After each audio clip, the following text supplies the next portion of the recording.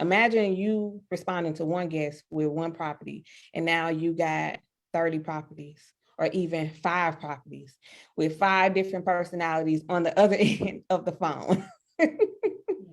I had to do a lot of training and a lot of coaching for my property manager on how to respond to people. But the ER prepared me on how to deal with crazy people. Oh, yeah.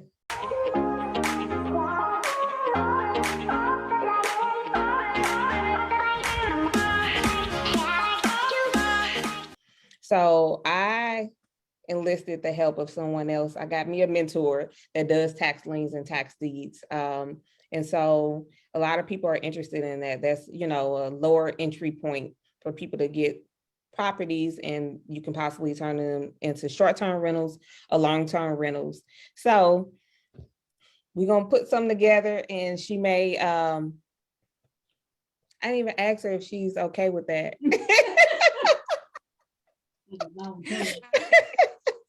Work it out. We're gonna make sure we put something together so all of us can eat. Okay. Thank you. She's gonna we're gonna figure out a day where she'll come and briefly kind of talk about tax liens and tax deeds. It won't be a whole presentation, but we're gonna put something together for y'all. And so after Nancy shares, I'll talk about what kind of investor you may want to be. Right. So I'll let Nancy take over and share her story, and then we'll kind of talk about the different ways that you can invest when it comes to Airbnb.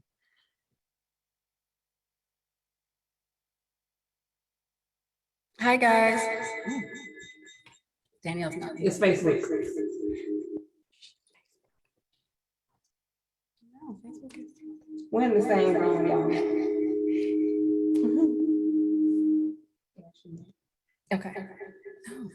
Nancy, if you have your phone and cell next to your computer, if you the other devices is going to echo. Hello. You sure?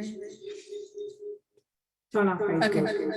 I'm on. In this group, I'm seeing a lot of these nurses starting all these different types of businesses. And I'm like, good gosh, like how do you do this, right? How do you do all this stuff?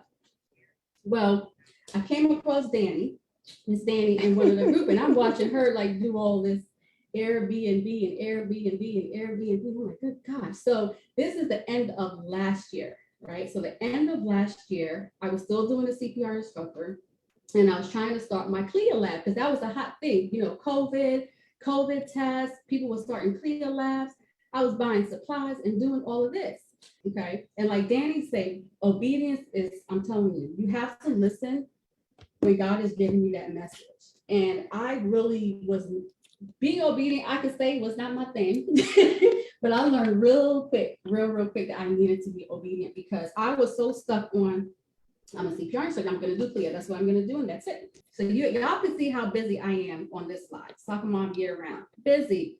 I ain't got time for all this business stuff, but I found the time.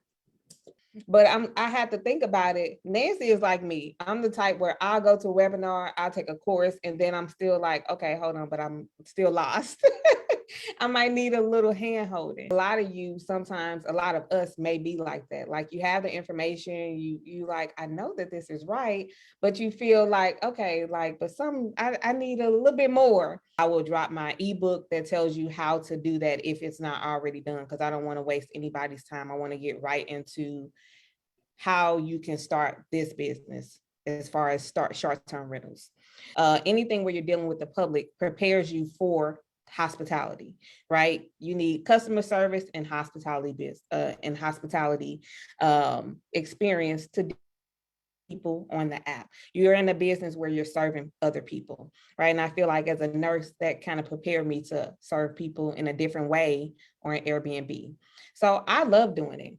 You know, I left the bedside, but I still just get to serve people in a different way. I like being active in my business. I like setting up the units, right? So if you're in a position where you're like, I am too busy, go into it with the mindset that you're going to set it up to be passive for you, right? Go into it with the mindset that I know I need to get somebody else that's going to communicate. If I am emotionally already fragile and going through something, what you said would hurt my feelings, and I would take offense to it, and I would blow up, like it will escalate.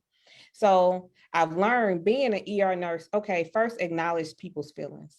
Hey, I understand that you're going through A, B, and C. I'm sorry that you're going through that, but unfortunately, da da da da da da da, right? And nurses are guilty. We want to take care of people. We want to help people, and we want to give to people. So sometimes we forget that this is a business.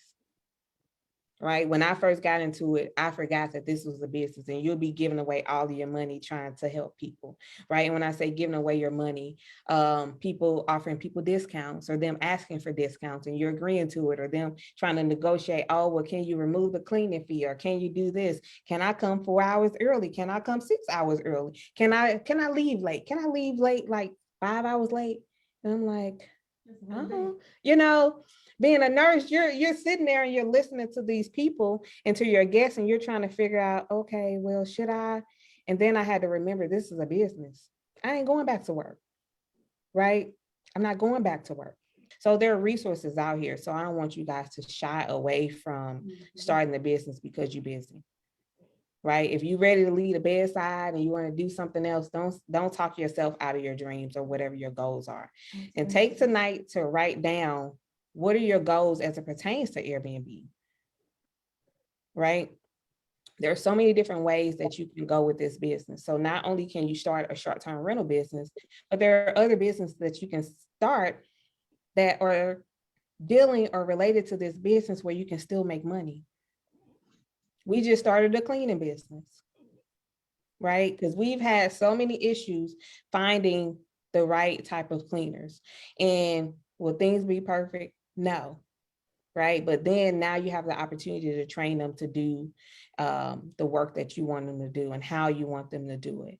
But there are other ways that you can make money in this business, okay? I'm gonna have another guest for y'all. Y'all, a property manager. So I'm gonna get her to come and talk to us. That's what I'm gonna do. See, my mind just gets going. I'm gonna have a property manager come and talk to us and even tell you what it looks like and what that looks like and what they're looking for, right? When people are coming and approaching them. Because as a business, your business should be a solution. So if you're approaching another business to do business with them, you should be approaching them as with a solution, not just give me an apartment so I can make some money off of it. You need to provide a solution. Hey guys, I'm can you hear sorry. us? The recording has Oh, stopped. you got The kicked recording out. stopped. Oh, okay, good. You can't really do a screening. You don't know whether or not they use the platform sometimes.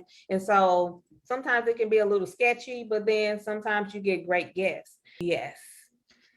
So we have a special guest, the funding queen. She knows how to get to some money. She's gonna come and she'll talk to us about funding, because that is just like what Nancy did. That is what she did, and how she scaled and her Airbnb business. She used somebody else's money. She didn't use any of her own money. So she will come on and talk to us.